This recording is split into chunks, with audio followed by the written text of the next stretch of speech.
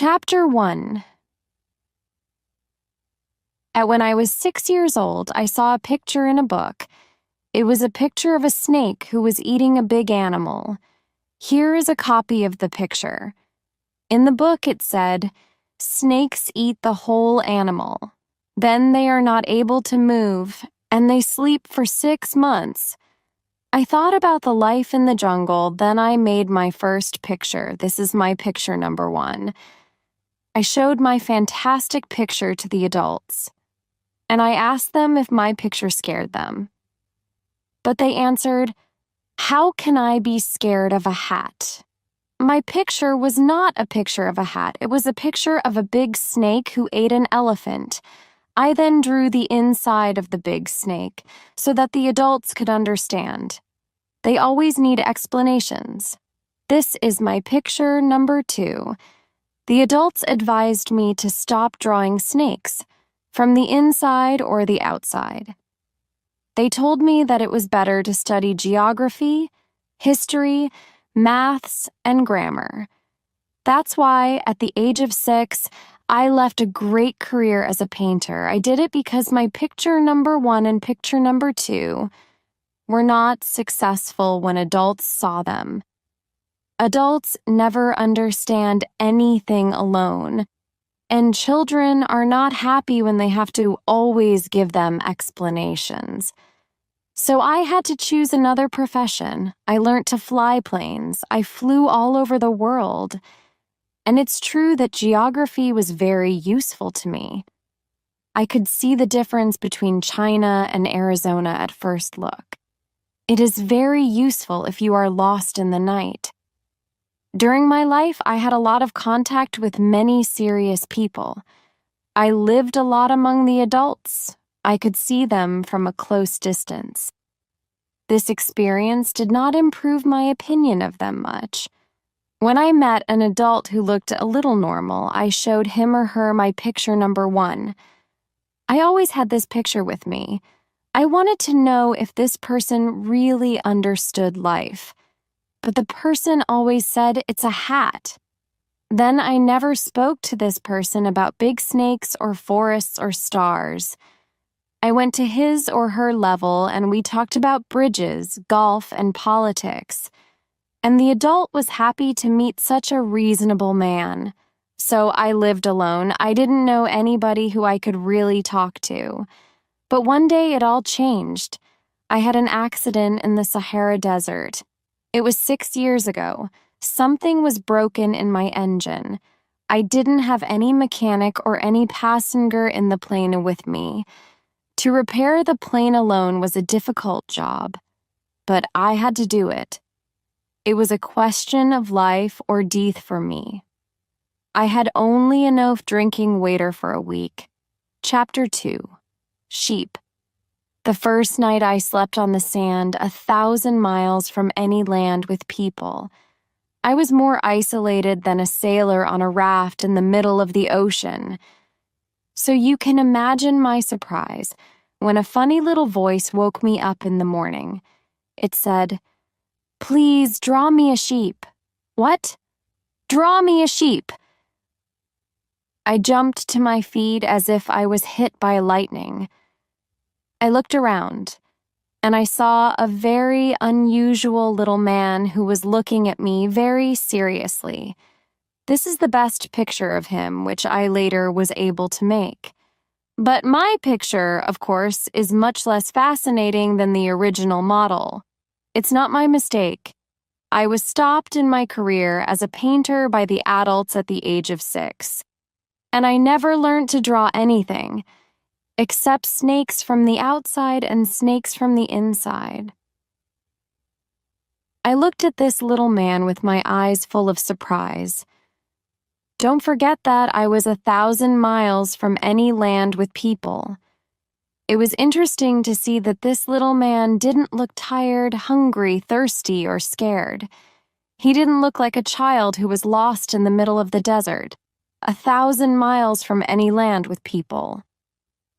When I finally managed to speak, I said to him, "What are you doing here?" He repeated very slowly and very seriously, Please draw me a sheep." It was all strange to me. I was 1,000 miles from any place with people. I was in danger of death. But I took a piece of paper and a pen out of my pocket. I wanted to draw him a picture, then I remembered that I mostly studied geography, history, maths, and grammar, and I told the little man that I did not know how to draw. He said, "It doesn't matter. Draw me a sheep." But I never drew a sheep, so I drew him one of only 2 pictures, which I was able to draw. It was a big snake from the outside, and I was shocked to hear the little man say, "No, no, no. I don't want an elephant inside a big snake. A big snake is a very dangerous animal, and an elephant takes a lot of space. Where I live, everything is very small. I need a sheep. Draw me a sheep." So then I made a picture.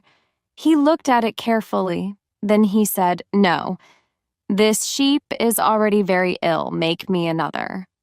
So I made another picture. But it wasn't good either. "This sheep is too old. I want a sheep which will live a long time." At that moment, my patience was gone. Because I was in a hurry to start repairing my engine, I quickly drew this picture. And I said, "That's a box. The sheep which you want is inside." I was very surprised when I saw the light in the face of the young man. "This is exactly how I wanted it. Do you think that the sheep will need a lot of grass?" "Why?" "Because where I live, everything is very small. I believe that there will be enough grass for it. I gave you a very small sheep." He looked closely at the picture. "It is not very small. Look, it is sleeping now." And this is how I met the little prince. Chapter 3. Planet. It took me a long time to understand where he came from. The little prince asked me many questions. I also asked him questions, but he usually didn't answer them. But from his speaking, I slowly started to understand many things. For example, when he first saw my plane, he asked, "What is this thing?" "I will not draw my plane here. It is too complicated for me." I answered, "This isn't a thing. It flies. It's a plane. It's my plane." And I was proud when I told him that I could fly. Then he said, "What? You fell from the sky?" "Yes," I said. "Oh, it's funny." And the little prince started to laugh very loudly. I was angry. My situation was serious. How could somebody think that it was funny? Then he added, "So you also fell from the sky like me. What planet are you from?" At that moment, I started to understand more about him, and I asked him quickly, "Do you come from another planet?" But he didn't answer me. He only moved his head gently. He was still looking at my plane. "Of course, on that thing you couldn't come from very far." And he started to think deeply. He was thinking for a long time. Then he took his sheep out of his pocket.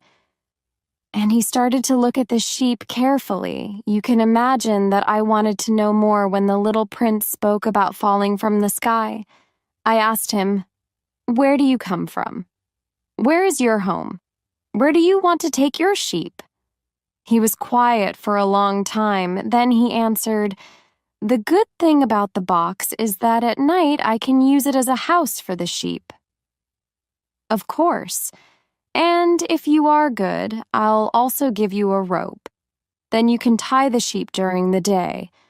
But the little prince was shocked by this offer. "Tie the sheep. It is a funny idea. But if you don't tie the sheep, it will run away. It will be lost." My friend started to laugh loudly again. "But where do you think the sheep can go?" "Anywhere, straight, left, right." Then the little prince said seriously, "The sheep can go away. It is okay. Where I live, everything is so small." He was a little sad. Then he added, "Where I live, nobody can go very far." So this way I learned a second very important thing. The planet of the little prince was very small. It was only a little bigger than a house. But it's true that it wasn't a big surprise. I knew very well that we don't only have planets like Earth, Jupiter, Mars, and Venus, which have names. There are also hundreds of other planets, which are sometimes so small that it's difficult to see them through the telescope. When an astronomer discovers one of them, he doesn't give the planet a name, but only a number. He calls it, for example, Asteroid 3251. Chapter 4, Asteroid. I believe that the planet from which the little prince came is asteroid B62. This asteroid was seen only once through the telescope. It was by a Turkish astronomer in 1909. He spoke about his discovery at the International Astronomical Congress, but nobody believed him because he was wearing Turkish clothes. Adults do such things. Fortunately for the reputation of asteroid B612, a Turkish leader made a law that people had to wear clothes like Europeans. The astronomer spoke about his discovery again in 1920. He was wearing very elegant clothes. And this time, everybody accepted his discovery. I am telling you these details about asteroid B612, and I am telling you its number, because adults like numbers. When you tell them that you have a new friend, they never ask you questions about important things. They never ask you, what is the sound of his voice? What games does he like? Does he collect butterflies? They ask, how old is he? How many brothers does he have? How much does he weigh? How much money does his father make? If they know these numbers, they think that they know this person. If you say to the adults, I saw a beautiful red house with beautiful flowers in the windows and birds on the roof, they can't imagine the house. You have to say to them, I saw a house that cost $100,000. Then they can say, it's a pretty house. So if you say to the adults, the little prince existed because he was nice, he laughed, and he wanted a sheep. If you want a sheep, it's clear that you exist. This information won't help them. They will shake their heads, and they will think that you live in a dream. But if you tell them, the planet he came from is asteroid B612, then they will believe you, and they won't ask you any questions. Adults are like that. We mustn't blame them. Children have to be very patient when they speak to adults, but of course, we who understand life, we don't care about numbers. We like to tell a story like a fairy tale. We like to say, once upon a time, there was a little prince who lived on a planet only a little bigger than himself and who needed a friend. For those who understand life, it would sound much better. Chapter 5, Elephants. This all happened 6 years ago. When I look at these memories, I feel sad. But I describe the little prince here because I don't want to forget him. It's sad to forget a friend. Not everybody had a friend. So that's why I bought a box of paints and some pencils. It's hard to start drawing at my age after so long time again. I will try, of course, to make my pictures as true to life as possible. But I'm not quite sure what the result will be. One picture is all right, and another doesn't look like what I tried to draw. I make some mistakes on the size, too. Here the little prince is too tall. Here he is too short. I'm not also sure about the color of his clothes, but I will try to do my best. In some other details, I will make mistakes too, but here you have to forgive me. It's not my fault. My friend never explained anything to me. Maybe he thought that I was like him, but I, unfortunately, don't know how to see the sheep through the walls of a box. Maybe it's because I'm a little like the adults. Maybe I'm already old. Every day I learned something about the little prince's planet. I learned about his departure from it, about his journey. The information came very slowly, usually during moments when the little prince was thinking about his past. On the third day, I learned about the problem with the baobabs. Baobabs are big trees.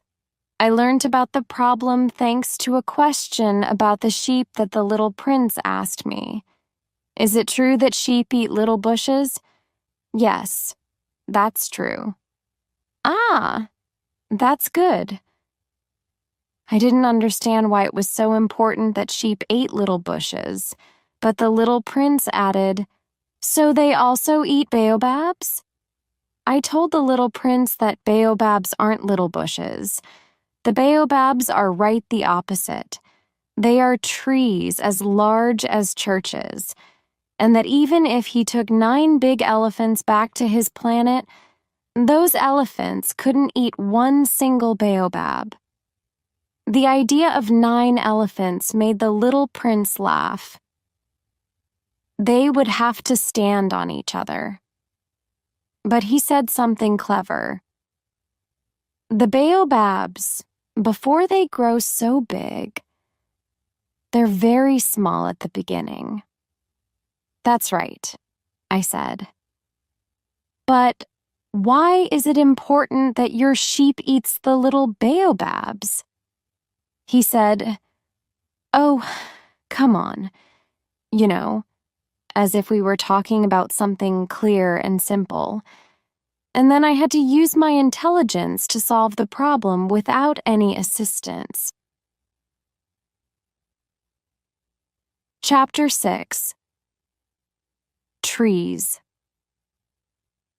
So I thought that on the planet where the little prince lived, there were, as on all planets, good plants and bad plants.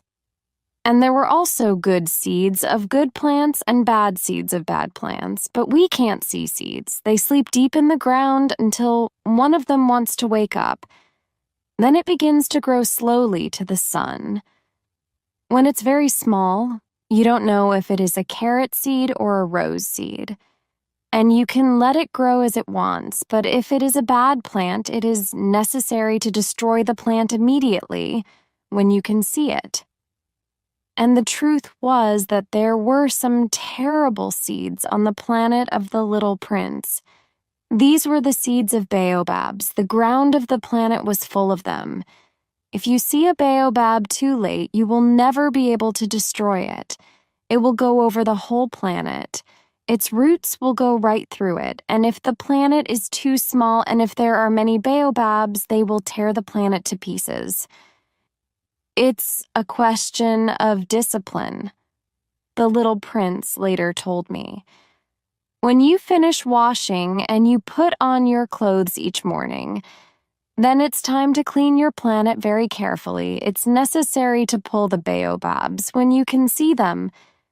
Sometimes it isn't easy because they are similar to roses when they are very young. It's a very boring job, but very easy. And one day he said to me, "You should draw a beautiful picture which will show all this to the children. This information will be useful to them if they travel one day." It's sometimes okay to postpone your work, but when it comes to baobabs, it's always a catastrophe. I knew a planet with a lazy man. He forgot to pull 3 little bushes. And when the little prince described it to me, I drew this planet. I don't want to be a moralist, but the danger of baobabs is so little known. And there is a great possibility that if you are lost on an asteroid, you will meet such danger. So now I will tell you what you must do. I will say it in simple words. Children, be careful with baobabs. I worked so hard on this picture because I wanted to tell my friends about a danger, which they didn't know for a long time. The lesson which I am teaching you now is very important. Maybe you ask yourself, why are there no other pictures in this book as big as the picture of the baobabs? The answer is very simple.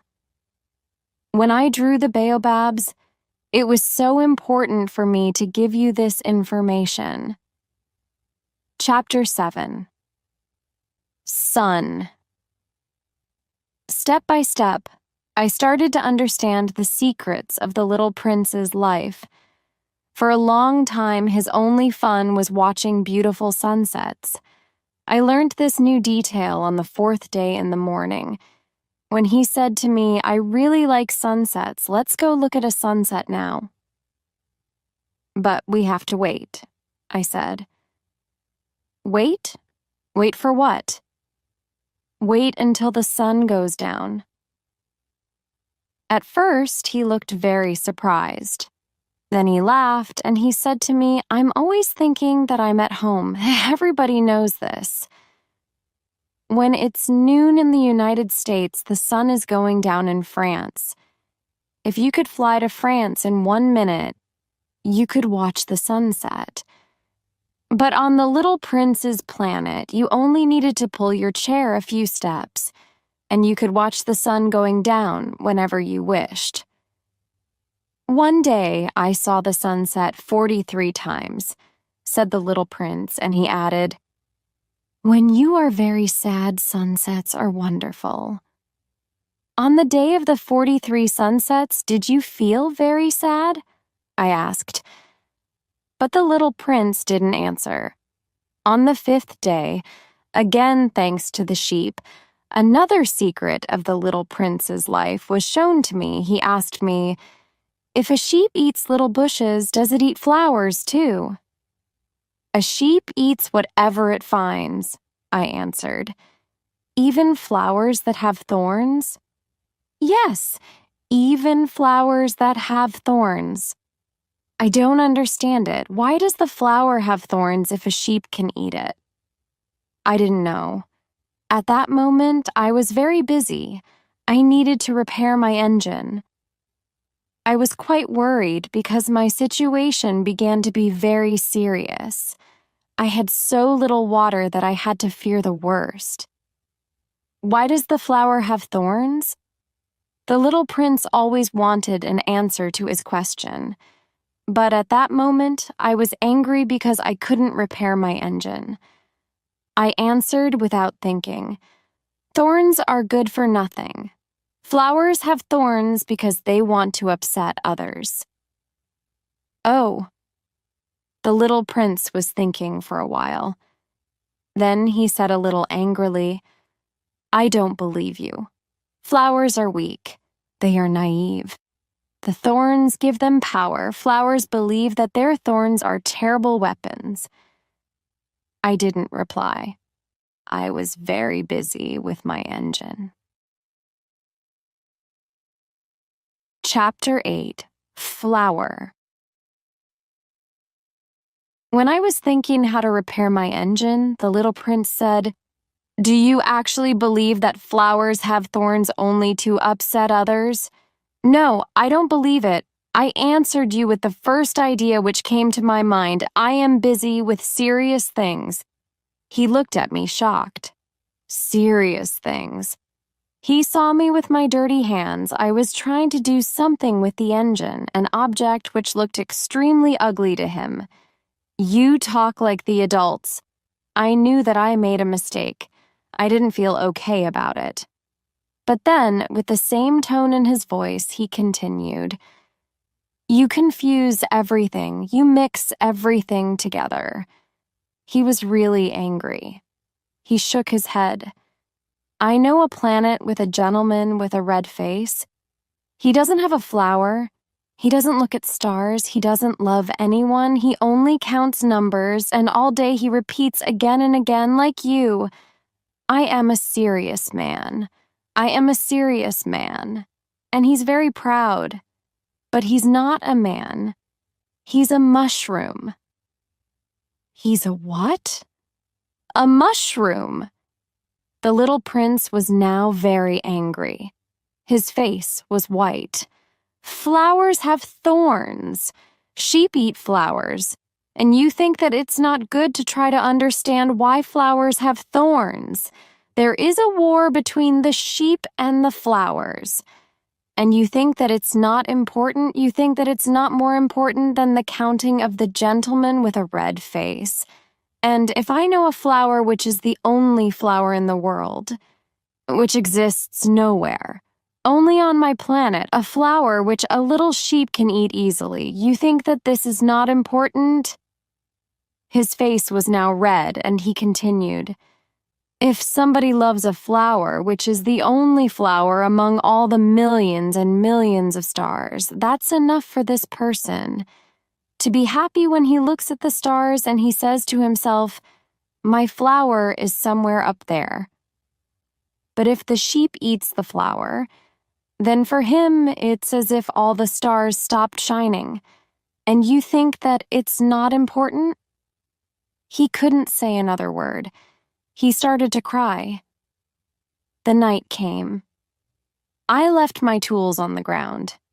How important could my tools, my engine, my death be now?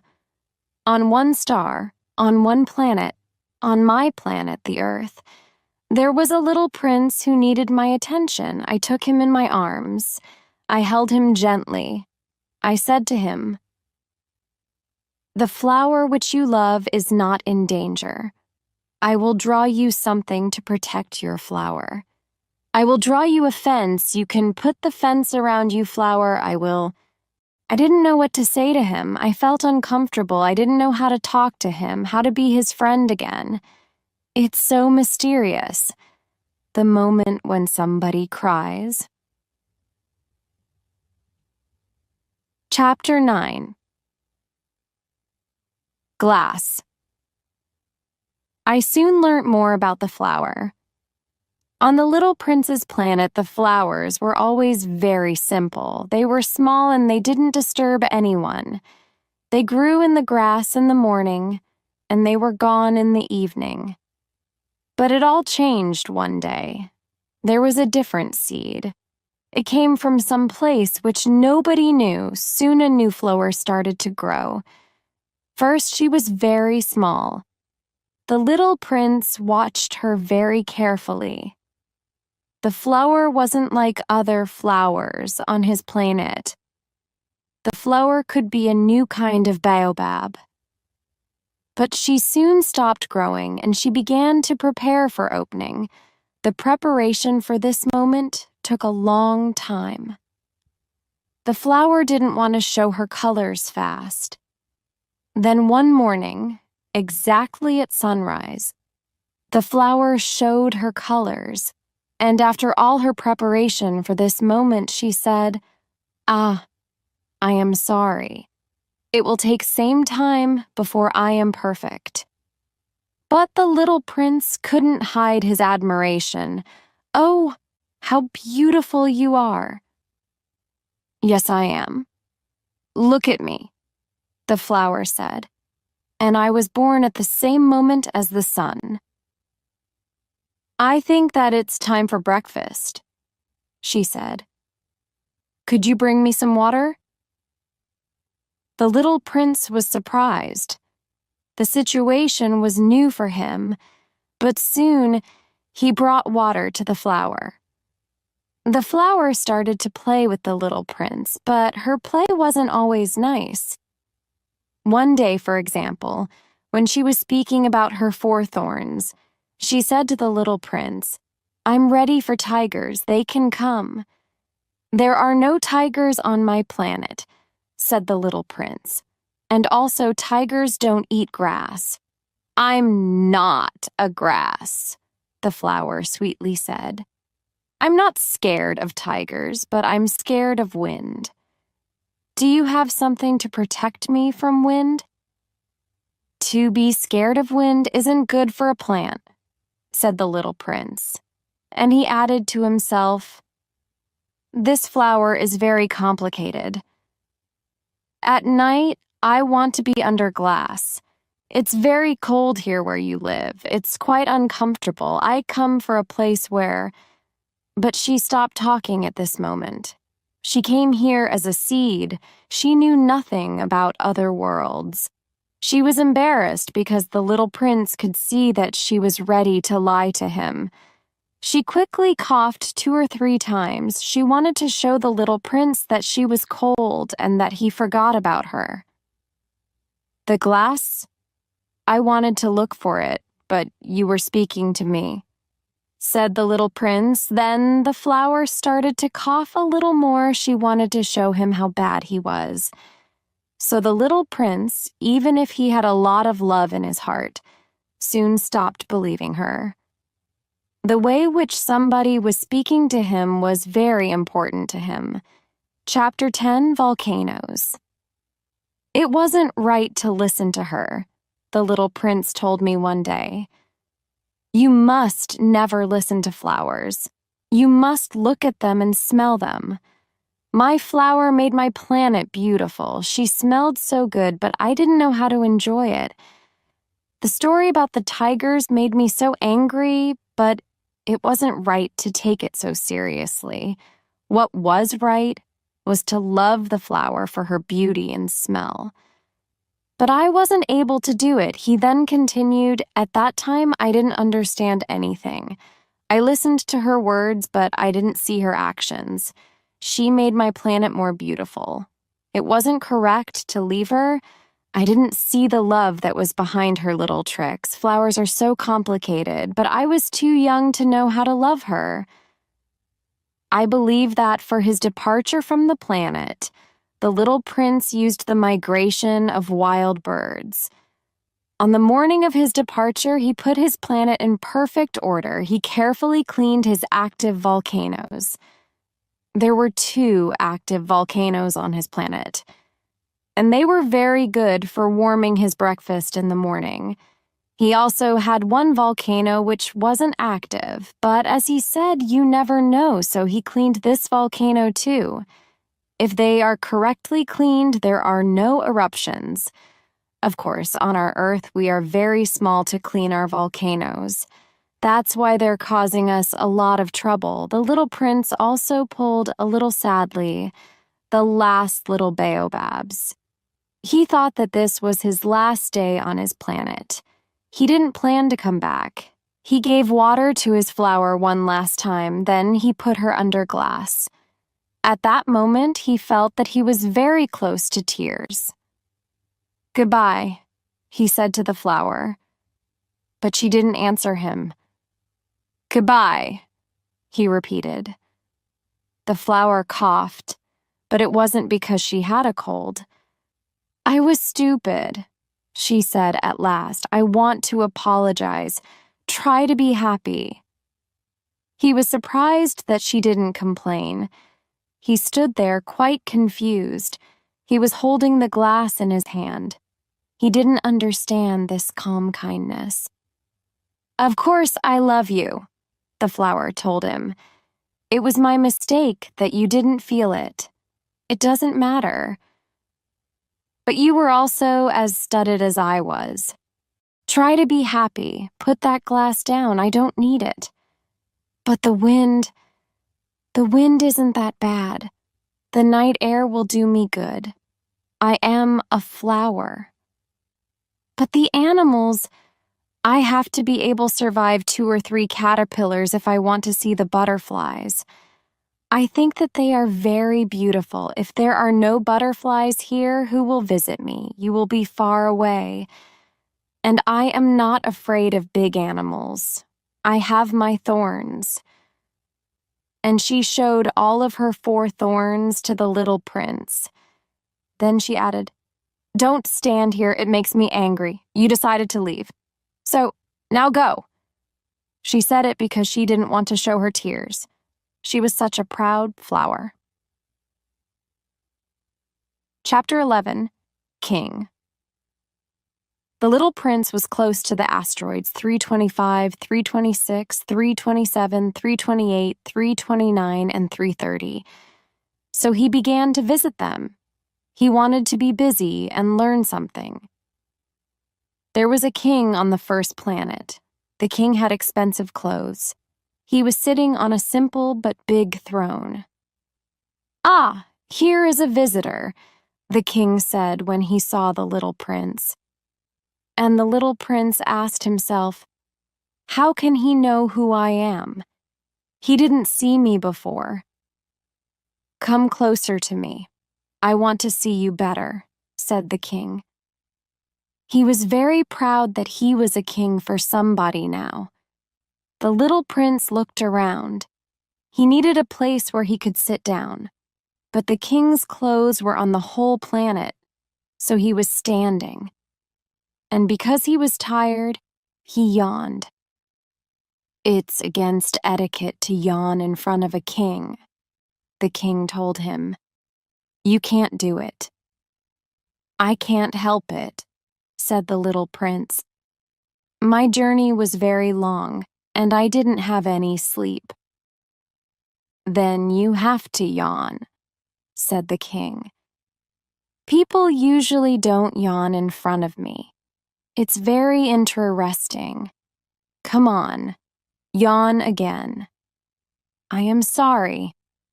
I can't yawn when you tell me to do it," said the little prince. His face was red now. "Oh, well," said the king.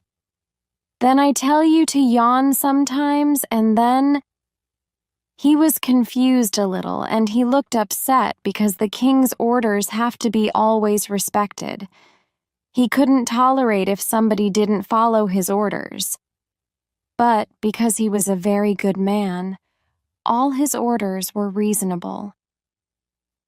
If I ordered a general, he liked to give this example. If I ordered a general to change into a seabird, and if the general didn't do it, it wouldn't be the general's mistake. It would be my mistake. "Can I sit down?" the little prince asked quietly. "I order you to sit down," the king said. And he pulled a piece of his clothes so that there was some space for the little prince to sit down. The little prince was thinking about one thing. The planet was very small. The king didn't control a big area. "Can I ask you a question?" said the little prince. "I order you to ask me a question," the king said. "What do you control?" "I control everything," said the king. "Everything?" The king looked at his planet, then at the other planets, and all the stars. "Are you the king of all that?" asked the little prince. "I am the king of all," said the king. He didn't control only his planet, he was the king of all the universe. "And do the stars do what you want?" "Of course," said the king. "They do it fast. They do exactly what I want them to do." Chapter 12. Mouse. It was very interesting for the little prince. With such power, he could watch the sun set not 44 times, but 72, or even 100, or even 200 times on the same day. And he could still sit in one place. At that moment, he remembered his little planet which he left, and he felt a little sad. That's why he asked the king for something. "I would like to see a sunset. Please, can you order the sun to go down?" If I ordered a general to fly from one flower to another like a butterfly, or to write a book, or to change into a seabird, and if the general didn't do it, whose mistake was it? asked the king. The general's or my mistake? "Your mistake," said the little prince. "Exactly. We must ask from others what others can do," The king continued. The control has to be reasonable. If you order your people to jump into the sea, they will start a revolution. I have the right to control because my orders are reasonable. And my sunset? Said the little prince, who never forgot a question when he asked it. You will have your sunset. I will order it. But I have my rules. I will wait until the conditions are right. When will it be? Asked the little prince. Well, said the king. Then he took a large calendar. It will be this evening at about 20 minutes to 8, and you will see that everything happens as I order. The little prince yawned. He was sad that the conditions weren't right for his sunset. Then he started to be a little bored. I have nothing to do here, he said to the king. I will continue on my journey. Don't go, said the king, because he was happy that he was a king for somebody now. Don't leave, I will make you my minister. Minister of what? Minister of justice. But there is nobody here who I can judge. You never know, said the king. Maybe there is somebody in my kingdom who we didn't see. Oh, but I saw your kingdom, said the little prince. He looked once more around the whole planet. There is nobody else on the planet. Then you will judge yourself, said the king. It's very difficult. It's much more difficult to judge yourself than to judge other people. If you can judge yourself well, it's because you are really a clever man. But I can judge myself anywhere, said the little prince. I don't need to live here. Well, said the king. I believe that somewhere on my planet there is an old mouse. I hear the mouse at night. You can judge that old mouse. You can send him to prison. And his life will depend on your justice. I don't want to send anybody to prison, and now I think that I will leave.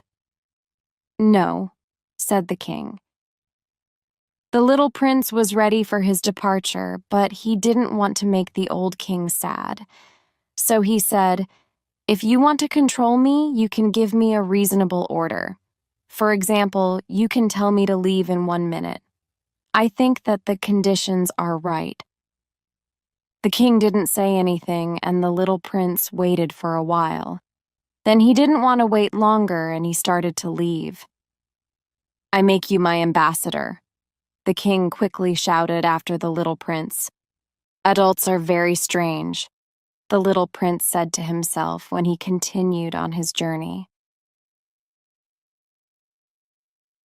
Chapter 13. People. When the little prince came to the second planet, he saw another strange man. He liked when people admired him. Ah, another person who admires me, said the man when he saw the little prince. He believed that all people admired him. Good morning, said the little prince. You have a funny hat. I use this hat to say good morning to people who come to visit me and admire me. Unfortunately, there aren't many people who visit me. Really? Said the little prince. Really. Clap your hands, said the man. The little prince clapped his hands, and the man moved his hat with a small touch. This is more fun than the visit to the king, the little prince said to himself, and he clapped his hands again and again. The man touched his hat again and again. After 5 minutes of this exercise, the little prince started to be tired of this game. Do you only touch your hat, or do you also take it off? He asked. But the man didn't hear him. This type of people never hear anything. They hear only when somebody admires them. Do you really admire me very much? He asked the little prince. What does it mean? Admire? To admire means to believe that I am the most handsome, the best dressed, the richest, and the most intelligent man on the planet. But you are the only man on your planet. Yes, I know that I'm the only man on this planet, but please admire me. I admire you, said the little prince, but I don't understand why this is so important to you. The little prince had nothing else to do on this planet, so he decided to continue on his journey. Adults are very strange, he told himself when he was leaving this planet. When the little prince visited the next planet, he saw a man who drank a lot. This was a very short visit, but it made the little prince very sad. "What are you doing?" he asked the drunk man, who was sitting quietly before a collection of empty bottles and also a collection of full bottles. "I'm drinking," said the drunk man. His face was very unhappy. "Why are you drinking?" the little prince asked. "I want to forget," said the drunk man. "To forget what?" asked the little prince. "To forget that I feel horrible," said the drunk man, and he put his head down. "Why do you feel horrible?" asked the little prince. He wanted to help him.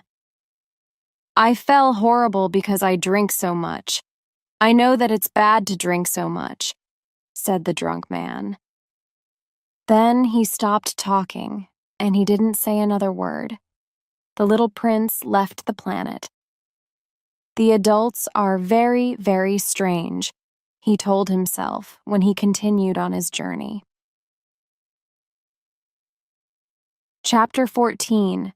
Businessman. The little prince visited the fourth planet. There was a businessman on this planet.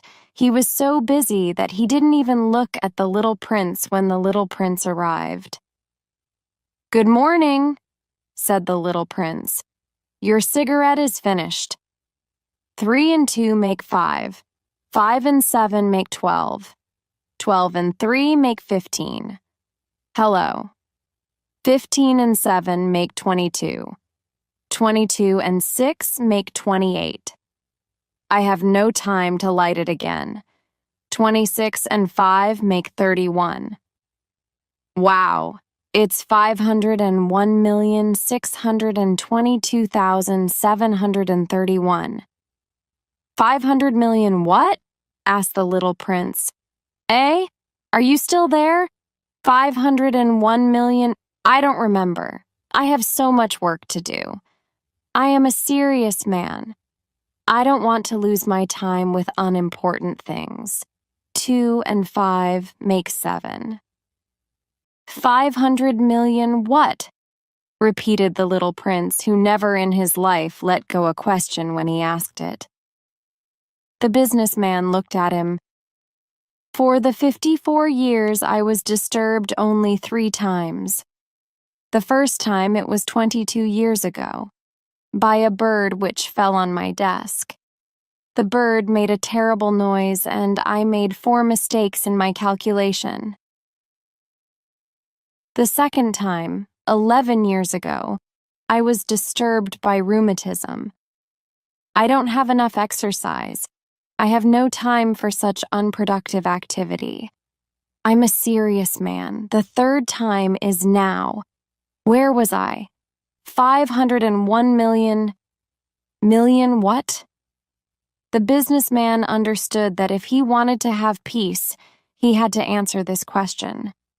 Millions of those little things which you sometimes see in the sky. Flies? No, not flies. Bees? Oh no. The little golden things. Lazy people like them because they can dream when they look at them. But I am a serious man. I have no time to dream. Ah, stars? Yes, the stars. And what do you do with 500 million stars? 622,731. I am a serious person. I need exact numbers. And what do you do with those stars? What do I do with them? Yes, nothing. I own them. You own the stars? Yes. But I already saw a king who kings don't own. They control. It's very different.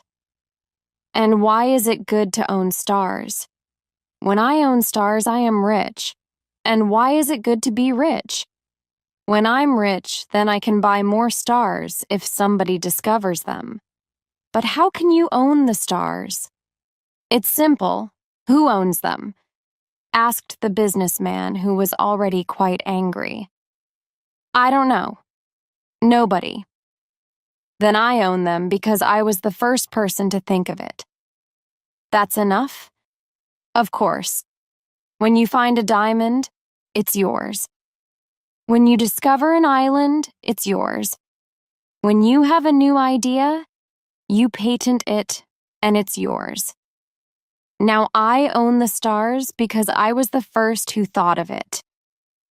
That's true, said the little prince. And what do you do with them? I look at them, I count them and count them again, said the businessman. It's difficult, but I am a serious man. The little prince wanted to know more. If I own a scarf, I can put it around my neck and take it with me. If I own a flower, I can pick it and take it with me, but you can't pick the stars. No, but I can keep them in the bank. How can you do that? It's easy. I write the number of my stars on a little paper, and then I put the paper to the bank. And that's all? That's enough, said the businessman. It's funny, thought the little prince, but it's not very serious. The little prince had very different ideas about serious things. I own a flower, he continued. I water her every day. I own 3 volcanoes. I clean them every week. I even clean the volcano which isn't active. You never know. It's useful to my volcanoes, and it's useful to my flower that I own them. But you're not useful to the stars. The businessman opened his mouth but couldn't find anything to say, and the little prince left. The adults are very interesting, he said to himself when he continued on his journey. Chapter 15. Lamp. The 5th planet was very interesting. It was the smallest of all. There was only space for a street lamp and a lamplighter. The little prince couldn't understand the reason for a street lamp and a lamplighter. There was enough light because the planet was under many stars, and there were no other people who would need a street lamp. The little prince said to himself, "It's possible that this man is strange, but he's less strange than the king, the businessman, or the drunk man. His work has some meaning. When he turns on his lamp, it's like a new star in the sky, or new flower.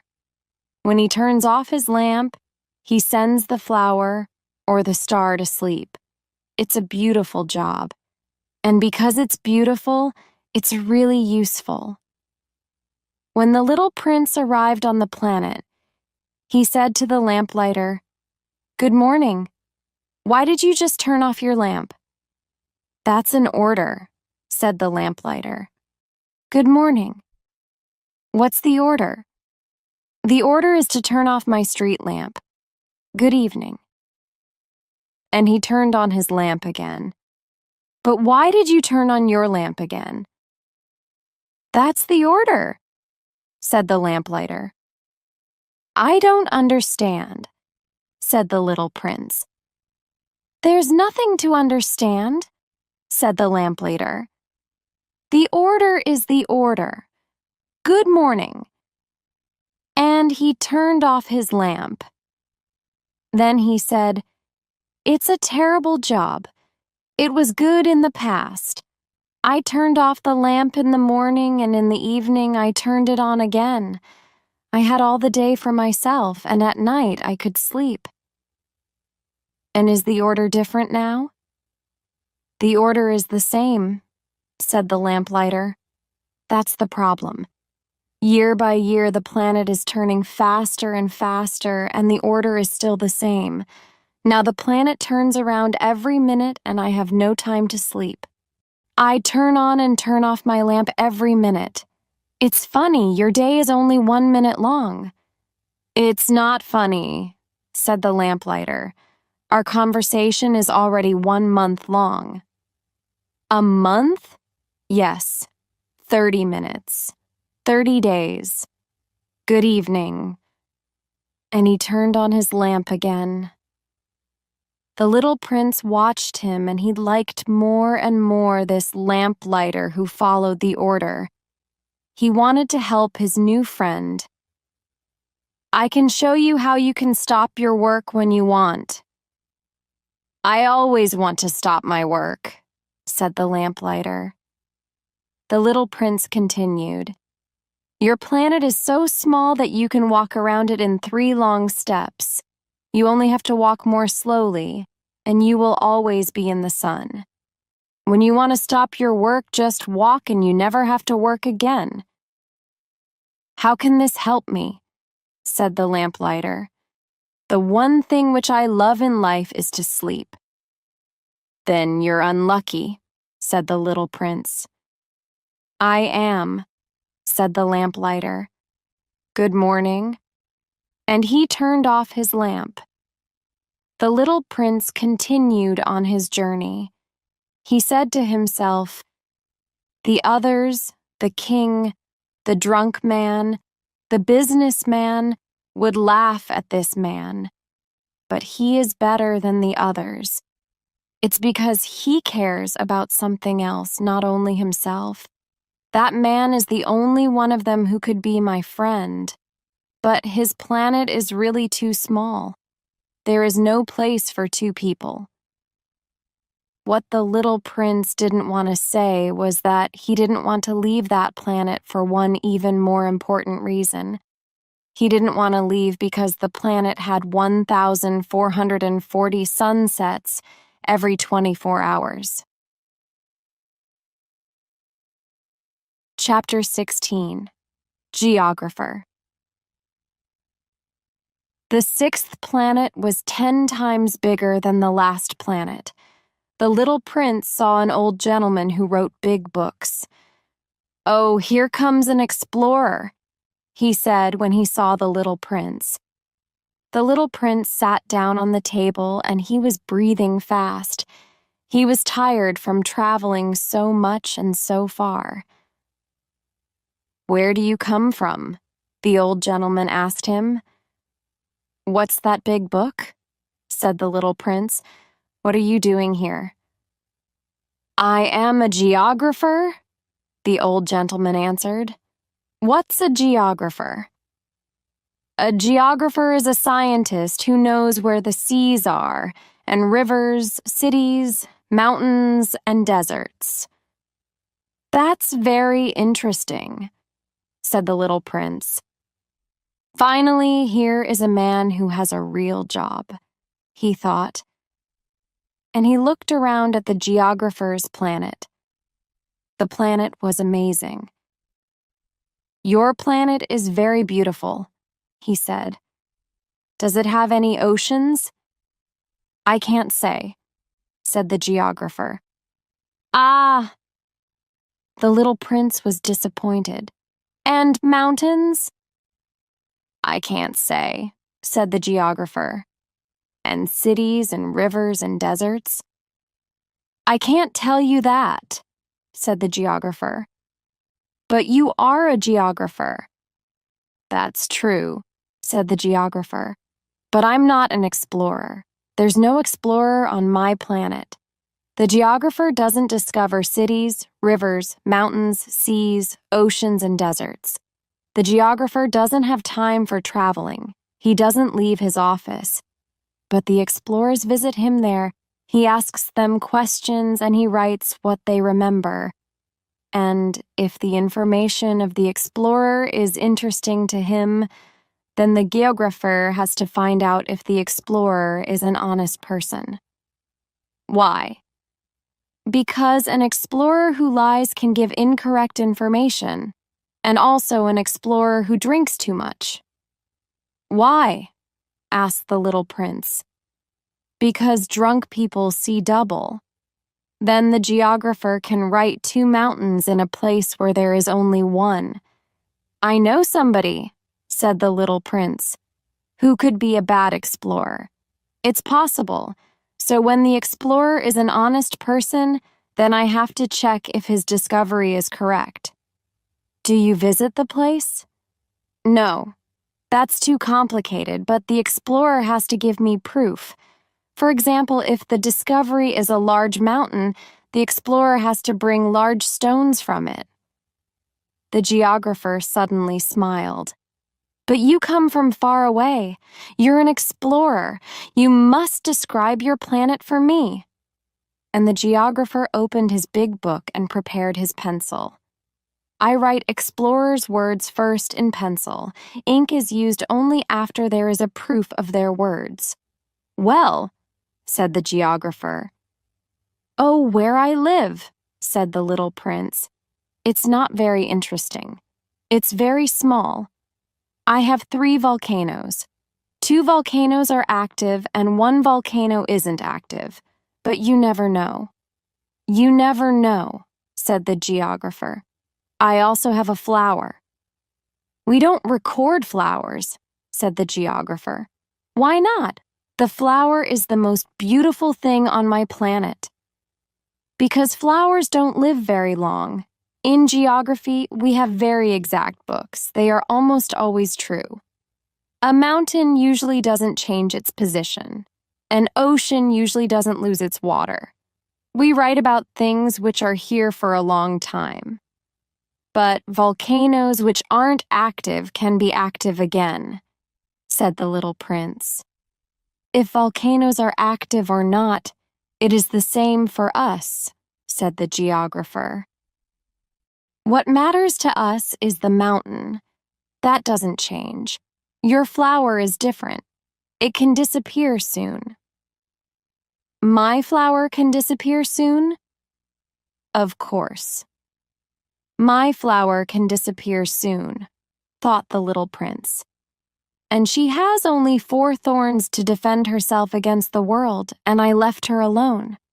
That was the first time when he regretted leaving his planet. But he took his courage again.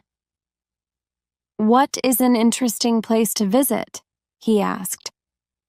The planet Earth, the geographer answered.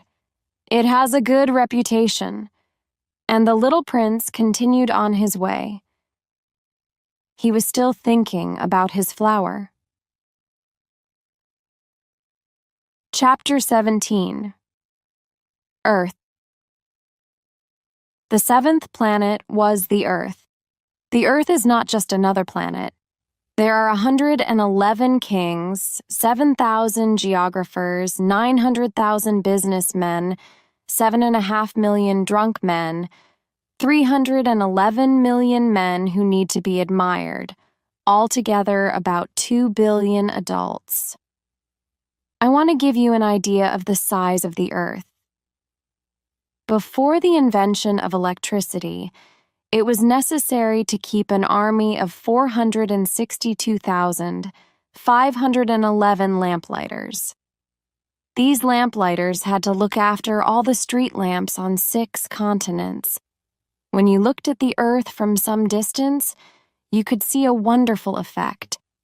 This army moved like the dancers in the opera, who come on stage and then leave one by one in perfect order. The lamplighters of New Zealand and Australia came first. They turned on their lamps. Then the lamplighters of China and Siberia came. Then the lamplighters of Russia and India. Then those of Africa and Europe. Then those of South America and of North America. And they never made a mistake. They always came in the right order. It was wonderful. Only the lamplighter of the single lamp at the North Pole and his colleague of the single lamp at the South Pole had easy lives. They worked twice a year. When I speak about the lamplighters, you can think that there are many people on the planet Earth. Now I want to tell you more about people on Earth. They occupy very little space. If the 2 billion people on Earth stood close together, they could be easily put in one square. The square would be 20 miles long and 20 miles wide. You could put all people on a small Pacific island. Of course, adults will not believe you. They think that they occupy a lot of space. They think that they are as important as the baobabs. You can tell them to make their own calculation. They love numbers and they will enjoy it. But don't waste your time on this extra work. It's not necessary. Trust me, when the little prince arrived on Earth, he was quite surprised when he didn't see any people. He started to fear that he came to the wrong planet, but then he saw something move in the sand. "Good evening," said the little prince. "Good evening," said the snake. "What planet am I on?" asked the little prince. "On the planet Earth, in Africa," the snake said. "Ah, are there no people on Earth?" "This is the desert. There are no people in the desert. The Earth is very big," said the snake. The little prince sat down on a rock, and he looked at the stars. "I want to know," he said, "if each person can find his own star one day. Look at my planet. It's just above us, but how far it is." "It's beautiful," the snake said. "Why did you come here?" "I had some problems with a flower," said the little prince. "Ah," said the snake, and they were both silent.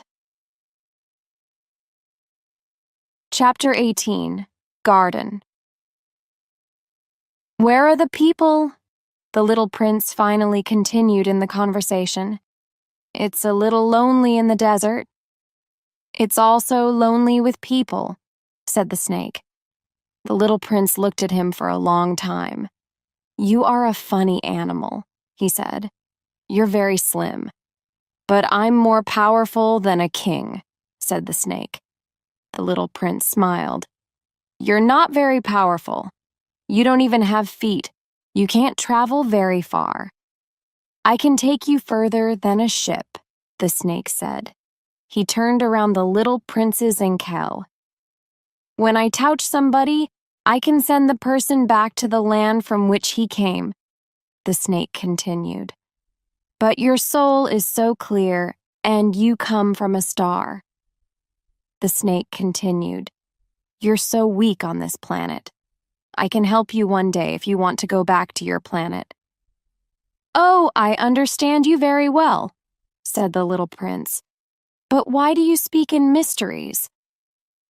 "I solve all mysteries," said the snake. And they were both silent. The little prince said goodbye to the snake. He started walking in the desert. Soon he met a flower. "Good morning," said the little prince. "Good morning," said the flower. "Where are the people?" the little prince asked politely. The flower saw a caravan a long time ago. "People? I believe that there are 6 or 7 of them. I saw them years ago. But you never know where to find them. The wind takes them away. They have no roots, and that makes their life very difficult." "Goodbye," said the little prince. "Goodbye," said the flower. The little prince climbed a high mountain. The only mountains he knew were the 3 volcanoes which were as high as his knees. He said to himself, "From a mountain as high as this one, I will be able to see the whole planet and all the people." But he only saw other mountains around. "Hello," he said. "Hello, hello, hello," the echo answered. "Who are you?" asked the little prince. "Who are you? Who are you?" Who are you? The echo answered. Let's be friends. I am lonely, he said. I am lonely. I am lonely. I am lonely, the echo answered. This is a strange planet, he thought. It's dry and hard, and people here have no imagination. They repeat whatever you say to them. On my planet I had a flower, she always spoke first. The little prince was walking for a long time through sand and rocks. And then he finally discovered a road. And all roads lead to people. Good morning, he said. He was standing before a garden full of roses. Good morning, said the roses. The little prince was looking at them carefully. They all looked like his flower. He was surprised. Who are you? He asked. We are roses, the roses said. Ah, said the little prince, and he felt very unhappy. His flower told him that she was the only flower of her kind in the whole universe, and here were 5,000 of them, all the same, in only one garden. I thought I was rich because I had this one special flower, but actually I had only a normal rose. So I have a normal rose and 3 volcanoes which are as high as my knees. It isn't much. I think that I'm not a very great prince, he thought, and he was lying in the grass and he was very sad. Chapter 19. Fox. Then the fox came. Good morning, said the fox. Good morning, the little prince said politely. Who are you? You're very pretty. I'm a fox, said the fox. Play with me, the little prince said. I'm very sad. I can't play with you, I'm wild, the fox said. Ah, I'm sorry, said the little prince. But after some thought, he added, What does wild mean? You're not from here, said the fox.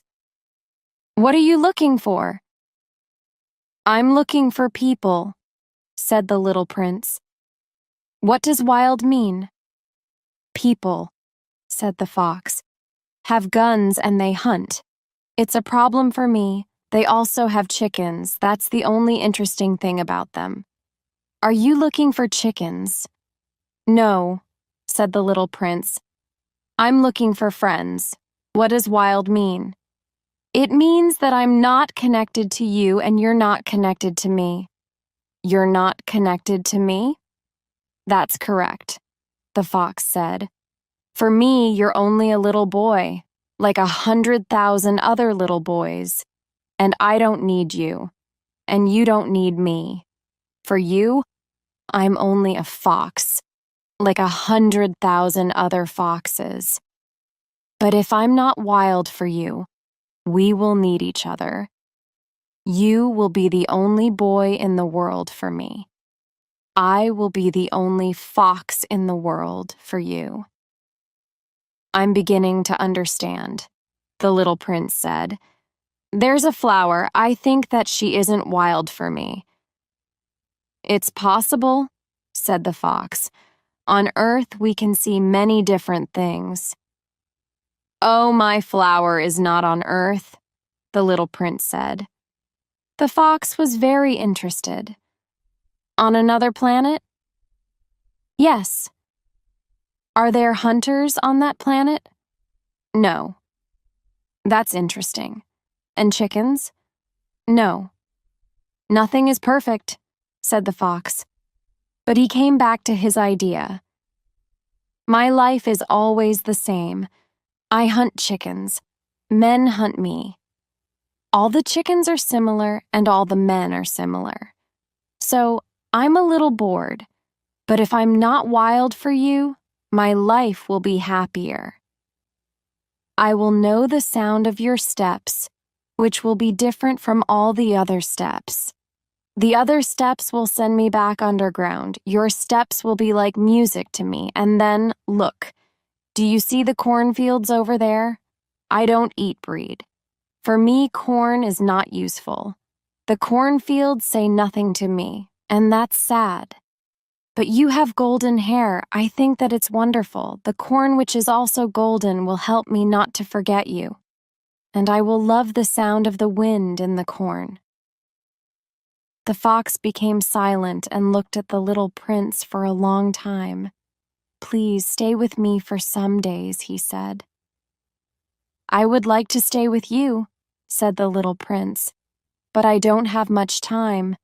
I want to find friends and learn new things. We only learn about things which we are connected to, said the fox. People don't have time to learn anything. They buy things from shops. But because there are no shops where you can buy friends, people don't have friends. If you want a friend, be connected to me. What do I have to do to be connected to you? Asked the little prince. You have to be very patient, said the fox. First, you have to help me not to be wild to you. You will sit down at a little distance from me, over there in the grass. I will watch you with one eye and you won't say anything. Words can be a problem sometimes, but every day you will be able to sit a little closer. Chapter 20. Secret. The next day, the little prince returned. It is better if you return at the same hour, said the fox. If you come, for example, at 4 p.m, then at 3 I will begin to be happy. I will feel happier and happier the closer it is to 4. At 4 I will be very excited. I will show you how happy I am. But if you come at any time, I will never know at what time my heart should be ready for you. There have to be some rules. Why? The rules are important. They make one day different from other days, 1 hour from other hours. For example, hunters have their rules too. They dance with the village girls every Thursday. So Thursday is a wonderful day. I can walk into the village easily. If the hunters danced at any time, the days would all be the same for me, and I would have no holiday. So the little prince spent some time with the fox every day, and when the hour of his departure was near, the fox said, "Ah, I'm sad. I will cry." "It's your mistake," said the little prince. "I never wanted to hurt you, but you wanted me to stay with you." "Yes, of course," said the fox. "But you will cry," said the little prince. "Yes, of course," said the fox. "Then you get nothing out of it." "I get something," said the fox. "The color of the corn helps me get something." Then he added, "Go and look again at the roses. You will understand now that your rose is special in all the world. Then come back to say goodbye to me, and I will give you a present. The present will be a secret." The little prince went to look at the roses again. "You're not like my rose. You're nothing to me at the moment," he told them. "Nobody is connected to you, and you're connected to nobody. You're like my fox when I first met him. He was only a fox like 100,000 others, but he's my friend now, and he's special in all the world." Then he continued, "You're lovely, but you are empty. Nobody would die for you. Of course, to somebody who only walked around my rose would look exactly like you. But my rose is more important to me than all the hundreds of other roses because she's the rose who I gave water. She's the rose who I put under glass.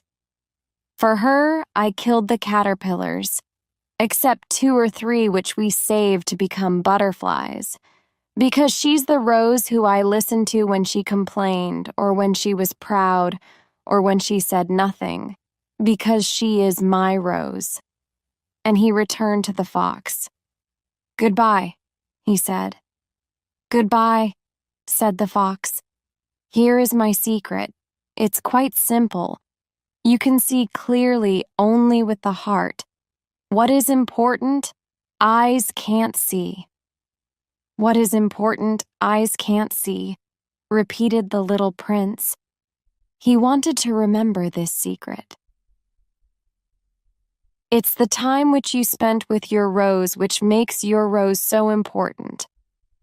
It's the time which I spent with my Rose, said the little prince. People forgot this truth, said the fox. But you mustn't forget it. You are responsible forever for something what you're connected to. You're responsible for your Rose. I'm responsible for my Rose, the little prince repeated. Chapter 21. Trains. Good morning, said the little prince. Good morning, said the man who worked at the railway station. What do you do here? The little prince asked. I change the direction of the trains, said the man. I send some trains to the right, some trains to the left. And at that moment, an express train shook the man cabin when it passed it at high speed. They are in a great hurry, said the little prince. What are they looking for? Nobody knows that, said the man. And a second express train passed them in the opposite direction. Are they coming back already? Asked the little prince. They're not the same, said the man. These are different people. They're coming back. They weren't satisfied where they were? People are never satisfied where they are, said the man. And a third express train passed them. Do they want to catch the first travelers? Asked the little prince. They don't want to catch anybody, said the man. They're sleeping or they're looking outside the windows. Only the children are pressing their noses against the windows. Only the children know what they are looking for, said the little prince. They use their time to play with toys, and the toys become very important to them. And if anybody takes the toys away from them, they cry. They're lucky, the man said. The little prince continued on his journey. Good morning, said the little prince when he met a businessman. Good morning, said the businessman. He was a businessman who sold pills which helped you when you were thirsty. If you swallowed one pill a week, you wouldn't feel any need to drink. Why are you selling these pills? Asked the little prince. Because they save a lot of time, said the businessman. Experts calculated that these pills can save 53 minutes a week. And what do you do with those 53 minutes? Whatever you like. If I had extra 53 minutes, the little prince said to himself, I would walk very slowly to a fountain. Chapter 22. Dessert. It was now the 8th day after my accident in the desert. I listened to the story about the businessman when I was drinking the last drop of my water. Ah, your memories are very nice, I said to the little prince. But my plane is still broken. I have nothing to drink. I would also be happy if I could walk very slowly to a fountain. My friend, the fox, told me, My dear little man, this has nothing to do with the fox. Why not? Because we will soon die.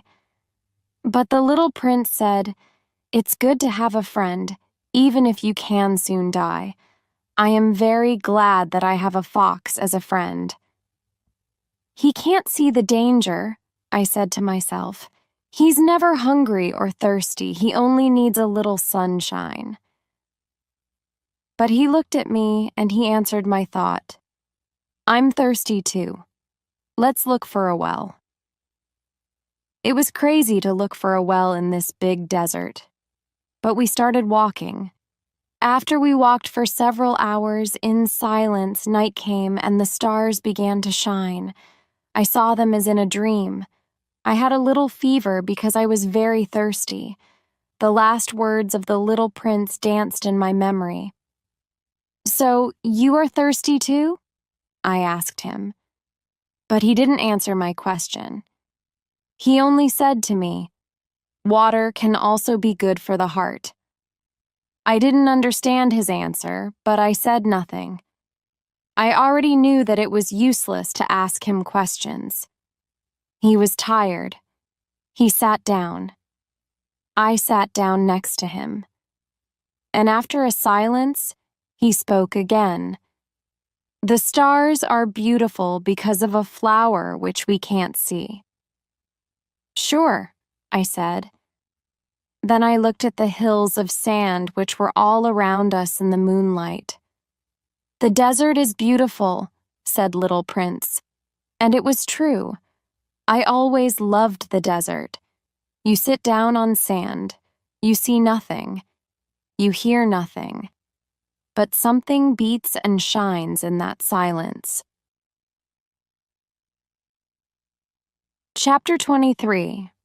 Well, what makes the desert beautiful, said the little prince, is that it hides a well somewhere. I agreed with the little prince. When I was a little boy, we lived in an old house and there was a story. The story said that the house had a treasure somewhere in the floor. Of course, nobody was able to find the treasure. Maybe nobody was really looking for it. But that treasure made the house special. My home was hiding a secret. Yes, I said to the little prince. It can be a house or the stars or the desert. What makes them beautiful is invisible. I'm glad, he said, that you agree with my fox. When the little prince fell asleep, I took him in my arms and I started walking again. I was full of emotions. It looked to me that I was carrying a great treasure. In the light of the moon, I looked at his white face, his closed eyes, his golden hair which moved in the wind. And I said to myself, what I see here is only a shell. What is most important, we can't see. And when his mouth opened a little with a smile, I said to myself again, what is so amazing about this sleeping little prince is his loyalty to a flower. I could see a picture of a rose which shines from his heart even when he sleeps. I felt that I had to protect this light. The wind could take it away. We continued walking like that, and in the morning we found the well. The little prince woke up and he said, people get on their express trains, but they don't know what they are looking for. Then they are excited and they start to run around in circles. It's not necessary. The well wasn't like the wells of the Sahara. The wells of the Sahara are only holes in the sand. This one looked more like a village well, but there was no village here, and I thought that I was in a dream. It's strange, I said to the little prince. Everything is ready, the bucket, the rope. He laughed, he took the rope, and he let the bucket go down the well. As the bucket went down, we heard some interesting sound. Can you hear it? Said the little prince. We woke up the well, and the well is singing. Chapter 24. Water. When the bucket was full of water, I said, leave it to me. It's too heavy for you. Slowly, I pulled the bucket up. I left it on top of the well. I was tired but happy. The song of the well was still in my ears. When I looked at the bucket, I could see the sunshine in the water. "I'm thirsty for that water," said the little prince. "Let me drink some." And I understood what he was looking for. I helped him hold the bucket. He drank with his eyes closed. It was as nice as some special celebration. That water wasn't only a drink. It was born from our walk under the stars, from the song of the well, from the work of my arms. It was good for the heart, like a present. When I was a little boy, the light of the Christmas tree, the Christmas music, the smiles of the people, all these things made the Christmas presents special. "Where you live," said the little prince. "The people have 5,000 roses in one garden, but they don't find what they are looking for." "They don't find it," I said. "But what they are looking for can be found in one rose or in a little water." "Yes, that's true," I said. And the little prince added, "But the eyes are blind. You have to look with the heart." I finished drinking water. I could breathe well now. The sand at sunrise is the color of honey, and that color was making me happy too. So I didn't understand why I felt so sad. "Don't forget about your promise," said the little prince when he sat down next to me. "What promise?" "You know, a fence which can protect my flower from my sheep. I am responsible for this flower." I took my pictures out of my pocket. The little prince looked at them and he laughed when he saw the baobabs. "Your baobabs look like cabbages." "Oh, I was so proud of my baobabs. Your fox, his ears, they look like horns, and they are too long." And he laughed again. "You aren't fair, little prince," I said. "I didn't know how to draw anything, only snakes from the outside and snakes from the inside." "Oh, it's all right," he said. "Children will understand." So then I drew a fence, and I gave it to him with a heavy heart. "You have plans which I don't know. Maybe something is ending here." But he didn't answer me. He said to me instead, "You must work now. You must go back to your plane. I will wait here. Come back tomorrow night." But I wasn't sure about it. Again, I felt sad in my heart. I remembered the fox. When we are friends with somebody, we risk tears when we say goodbye. Chapter 25. Wall next to the well. There was an old wall. When I came back from my work the next evening, I saw the little prince from some distance. He was sitting on top of the wall. He was talking to somebody. He said, "This is not the right place." Another voice probably said something to him because the little prince said to it, "Yes, yes, this is the right day, but it's not the right place." I continued my walk to the wall. I still couldn't see or hear anybody. However, the little prince said again, "Sure. You will see where my steps begin in the sand. You only have to follow me to that place. I will be there tonight. I will wait for you." I was 20 meters from the wall and I still couldn't see anything.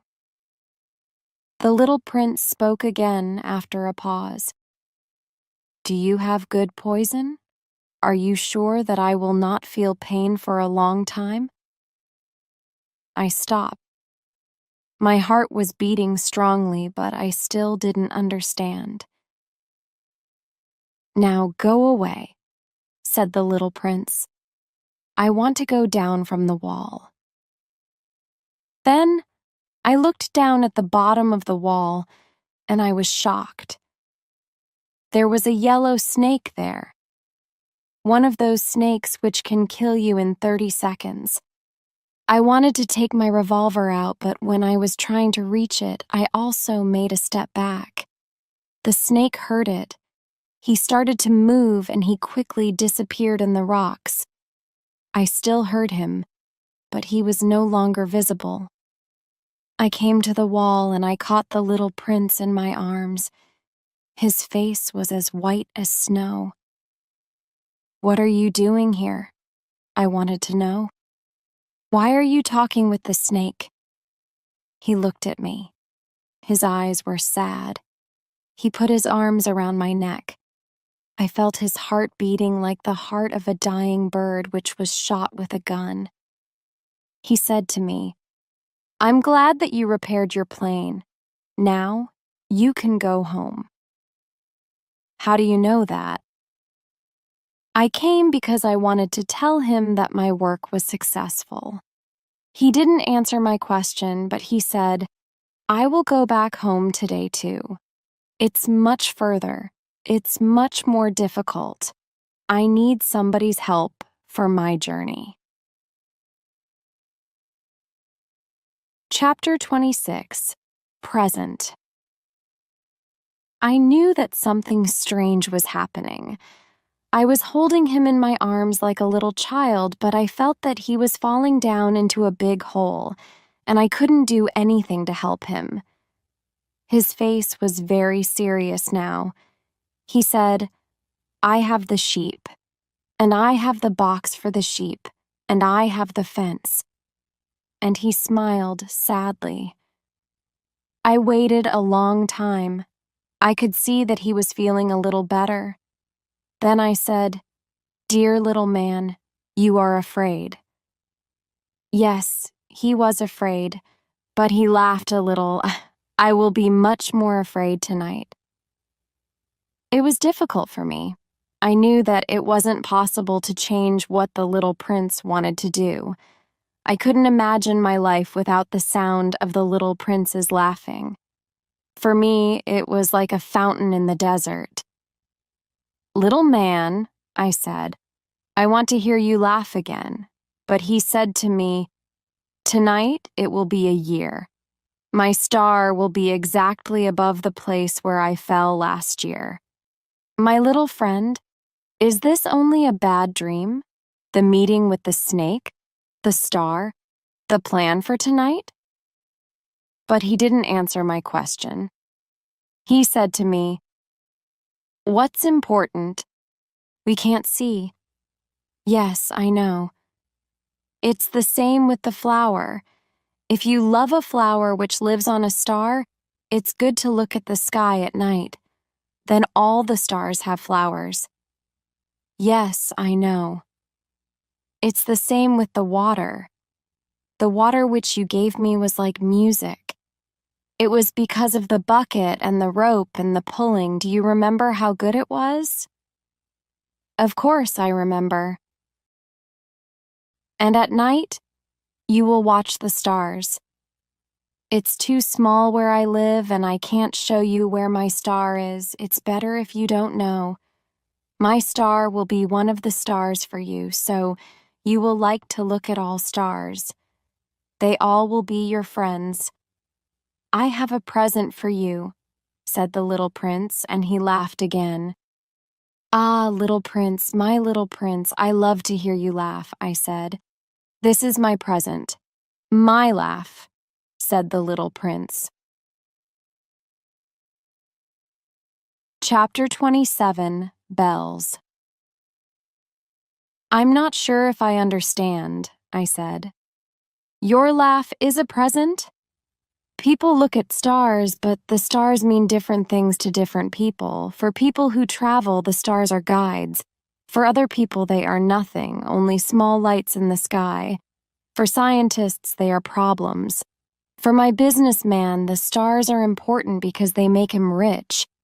But all these stars are silent stars. For you, it will be different. You will have stars like nobody else. When you look at the sky at night, there will be one star where I live. And because I will laugh on one of these stars, it will be for you as if all the stars are laughing. You will have stars which can laugh." And he laughed again. "When I leave, you will be sad, but you will be less and less sad every day. Believe me, time will help you be less sad. Then you will be glad that you met me. You will always be my friend. You will want to laugh with me, and sometimes you will open your window only for fun, and your friends will be surprised when they see you laugh when you look at the sky. Then you will say to them, 'Yes, the stars always make me laugh,' and they will think that you're crazy. It's a little trick that I will play with you." And he laughed again. "It will be as if I gave you, instead of stars, a lot of little bells which can laugh."